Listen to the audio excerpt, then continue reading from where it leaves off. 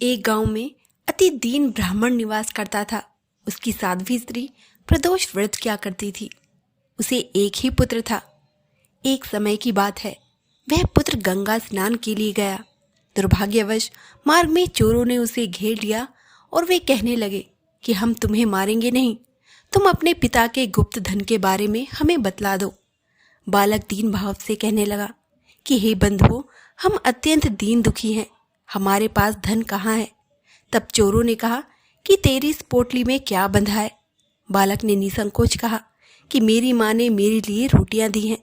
यह सुनकर चोरों ने अपने साथियों से कहा कि साथियों, यह बहुत दीन दुखी मनुष्य है, अतः हम किसी और को लूटेंगे। इतना कहकर चोरों ने उस बालक को जाने दिया। बालक वहां से चलते हुए एक नगर में पहुंचा। नगर के पास एक बरगद का वृक्ष था। वह बालक उसी बरगद के वृक्ष की छाया में सो गया। उसी समय उस नगर के सिपाही चोरों को खोजते हुए उस बरगद के वृक्ष के पास पहुंचे और बालक को चोर समझकर बंदी बना राजा के पास ले गए। राजा ने उसे कारावास में बंद करने का आदेश दिया। उधर बालक की मां भगवान शंकर जी का प्रदोष व्रत कर रही थी। उसी रात राजा को स्वप्न आया कि यह बालक चोर नहीं है, प्रातःकाल ही उसे छोड़ दो, नहीं तो आपका राज्य वैभव सब नष्ट हो जाएगा। रात्रि समाप्त होने पर राजा ने उस बालक से सारा वृतांत पूछा।